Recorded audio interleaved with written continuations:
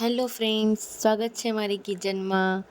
આજે આપણે બનાવીશું કાચી કેરીની ચટણી. તો ચાલો બનાવવાની શરૂઆત કરીએ.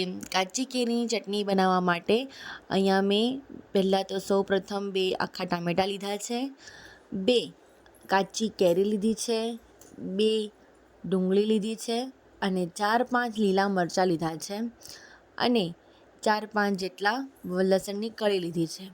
હવે તો આપણે એક ખાંડલીમાં લીલા મરચાંને કટ કરી દઈશું અને લસણ. તો આ બંને વસ્તુ આપણે તેને વાટીને એકદમ ઝીણું ઝીણું કરવાનું છે.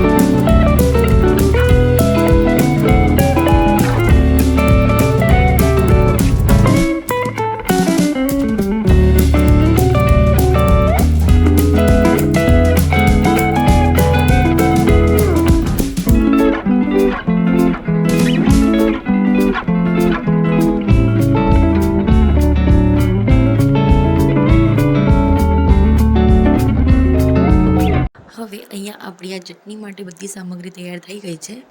તો હવે આપણે એક કઢાઈમાં 2 ચમચી જેટલું તેલ ઉમેરીશું અને 1 ચમચી જેટલું જીરું ઉમેરીશું અને જીરું સતલાઈ જાય એટલે તેમાં આપણું જે લસણ અને મરચાંની પેસ્ટ હતી એ આપણે એડ કરવાનું છે.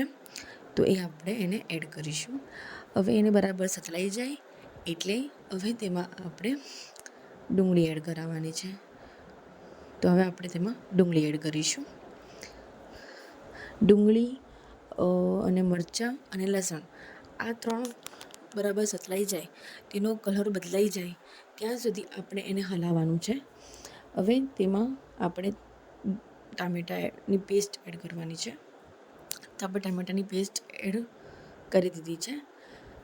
હવે 4 વસ્તુ આપણે હલાવતા રહીશું. જો તમારે આખો વઘાર ના કરવો હોય તો તમારે ડાયરેક્ટ તેલનો વઘાર પણ કરી શકો છો.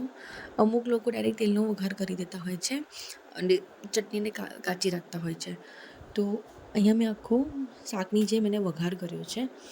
તો હવે મેં અહીંયા એને કેરી એડ કરી દીધી છે. હવે આ કેરીનો બરાબર ઓગળી ના જાય, છૂંદો ના થઈ જાય ત્યાં સુધી આપણે એને હલાવતા રહેવાનું છે અને 5 મિનિટ સુધી આપણે એને રાખવાની છે. હવે આપણે તેમાં બધા મસાલા એડ કરી દઈશું.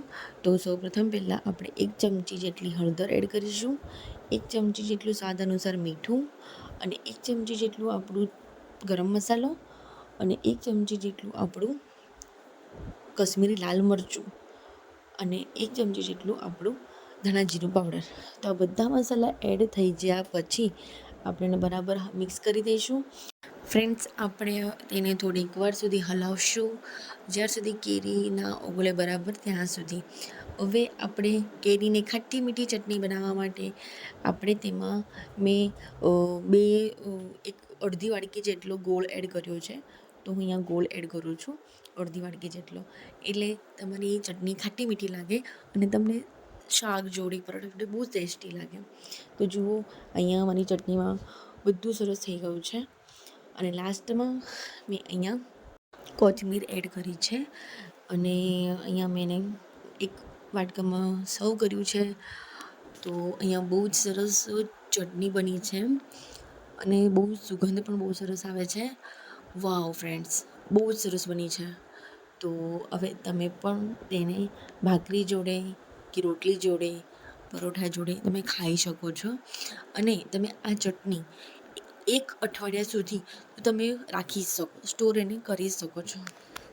તો ફ્રેન્ડ્સ, તમને મારી વિડીયો ગમી હોય તો મારી વિડીયોને લાઈક કરજો, વધારેમાં વધારે શેર કરજો અને વધારેમાં વધારે સબસ્ક્રાઈબ કરજો.